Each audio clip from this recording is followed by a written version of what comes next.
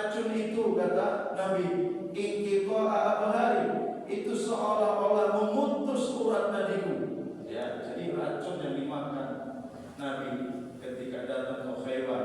Berarti yang meracuni Nabi itu siapa? Orang Yahudi.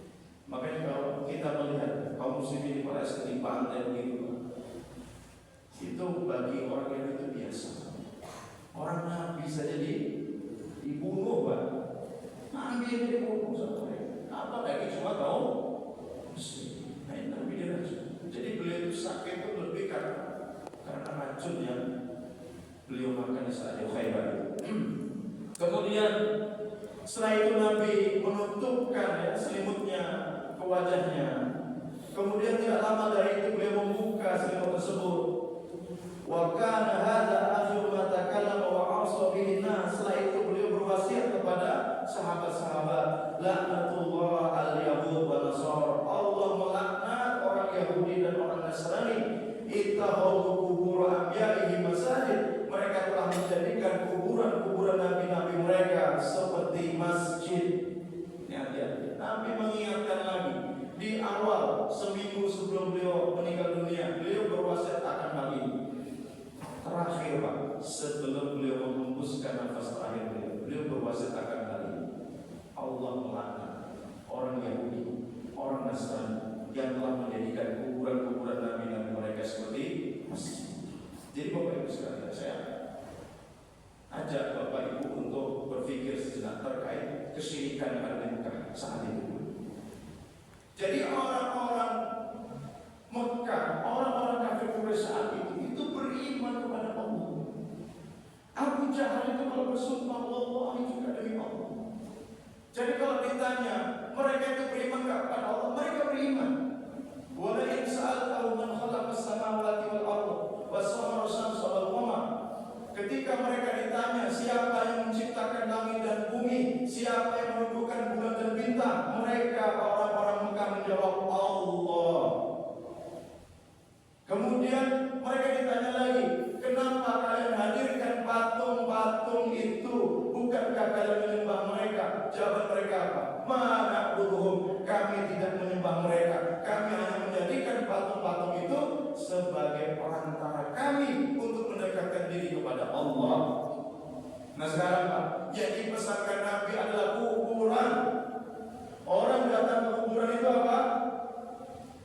Kebanyakan mengambil wasilah, mengambil perantara untuk mendapatkan berkah. Ini apa bedanya dengan penduduk Mekah yang mereka menjadikan patung, kalau hari ini menjadikan kuburan itu sebagai perantara mereka berdoa kepada Allah Subhanahu wa taala. Jadi kita juga harus paham masalah ini. Bukan kita melarang ziarah kubur, silakan ziarah kubur itu disunahkan. Tapi ingat tujuan kita ziarah kubur itu apa? Pertama untuk zikrul maut, mengingat kematian. Yang kedua untuk mendoakan mereka. Ketika kita sampai di pintu gerbang, Nabi memerintahkan kita untuk berdoa, Assalamualaikum ya ahlan diyar, keselamatan bagi kalian. Ini doa. Ini doa untuk mereka.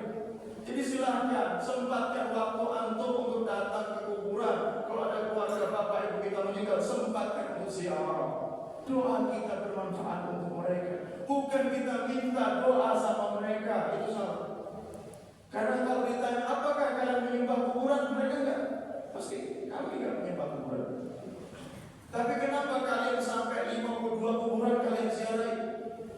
Mereka menjawab, ya kami berharap berkah. Apa bedanya dengan tadi Pak? Sekarang apa? Kubur. Ini pesan Nabi. Artinya apa? Hati-hati dengan kuburan. Ya, kita disunahkan ziarah untuk zikrul maut, itu mendoakan mereka, bukan untuk hal-hal yang lain. Ini menjelang detik-detik sebelum beliau meninggal dunia. Wasiat ini. Kemudian juga saat itu beliau berpesan kepada kita, as-salatu wa ma malakat aymanu. Jagalah salat, dan jangan kau abaikan budak-budak kalian. Ini berarti apa? Nabi berpesan lagi sebelum terakhir lagi, memerintahkan kaum muslim untuk menjaga yang namanya sholat.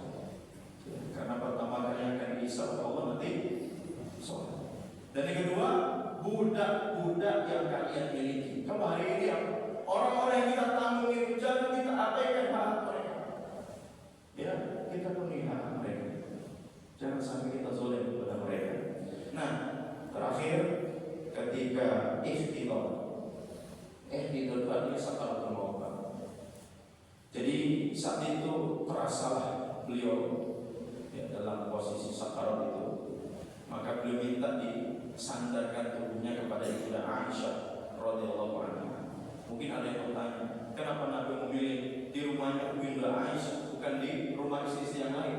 Karena tidak ada wahyu yang turun kecuali Ibunda di rumahnya Ibunda Aisyah radhiyallahu anha.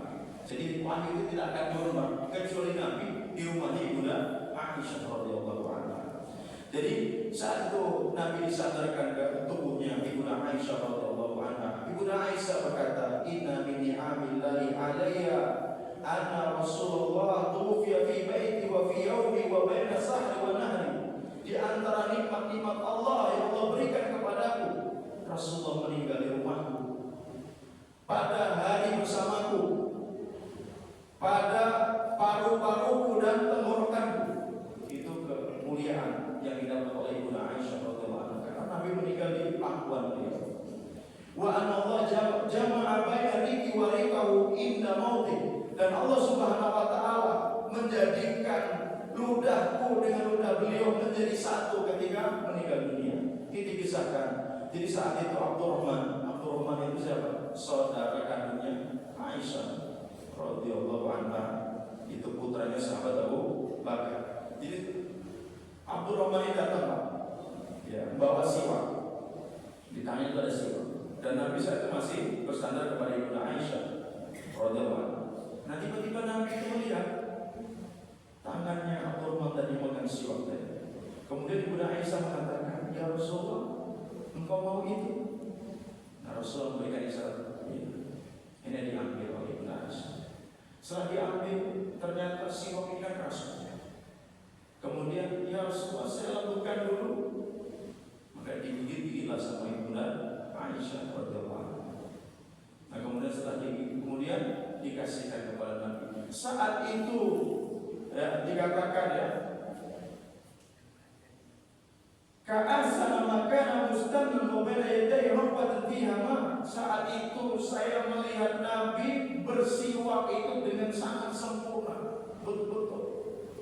Masya Allah ya, beliau sangat bagus sekali, sangat sempurna sekali menggunakan siwak. Nah, kemudian faja'aliyatu wa yadifima fayamsaha wajah. Kemudian tidak lama dari itu beliau mengambil air, beliau basuhkan ke wajahnya. Kemudian beliau mengatakan, "La ilaha illallah, inna lil mauti sakarat." Tidak ada ilah, tidak ada Tuhan selain Allah. Sesungguhnya pada kematian itu ada sakitnya, ada sakaratnya.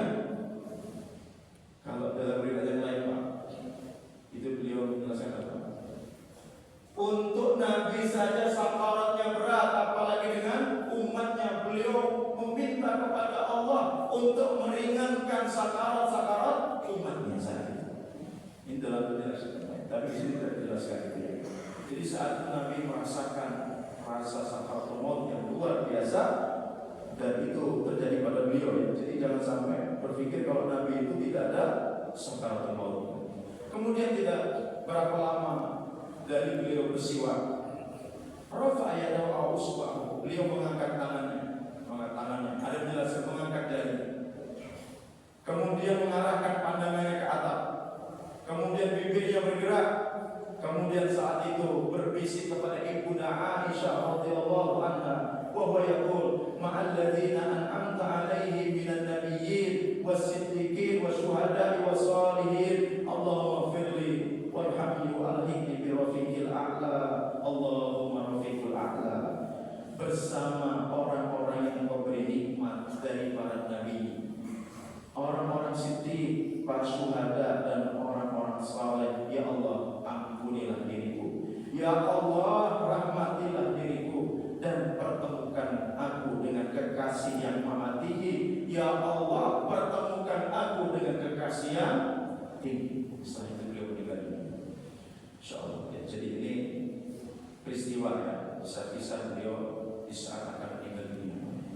Jadi beliau memang sudah merindukan betul bisa berjumpa dengan Allah. Allahumma rafiqul a'la. Ya Allah, saya ingin bertemu dengan kekasih yang tinggi. Makanya ini pelajaran bagi kita semua, Bapak Ibu sekalian. Orang beriman itu akan merindukan perjumpaannya dengan Allah Subhanahu wa taala. Sebab kalau ditanya siapa yang siap meninggal, sudah rindu belum sama Allah? Kenapa kita belum rindu? Ini kan pertanyaan. Kalau sahabat Abu Hazim di Madinah itu beliau berkata, ketika beliau ditanya kenapa seseorang itu takut mati, jawab beliau simpel, karena kalian masih lebih membangun dunia kalian daripada membangun akhirat. Nabi ketika meninggal dunia beliau memiliki 6 atau 7 dinar, cuma punya apa tadi Pak? Senjata perang, itu pun dihibahkan semua. Dan masih punya hutang, tanggungan hutang. Nah, yang meninggal dunia sekarang gimana kira-kira? Nah, artinya kita harus belajar banyak dari Nabi Pak. Karena hisab kita itu Pak luar biasa, dibuka semuanya. Kalau urusan harta tidak hanya satu, terkait harta itu min aina tasaba wa fi ma anfaq. Dari mana harta itu didapat, itu akan diberkati semua, akan dihisab semua. Dan untuk apa harta itu dibelanjakan? Ya, tidak berhenti dari mana kita dapat, tapi harta ini setelah kita miliki, untuk apa harta ini kita pakai?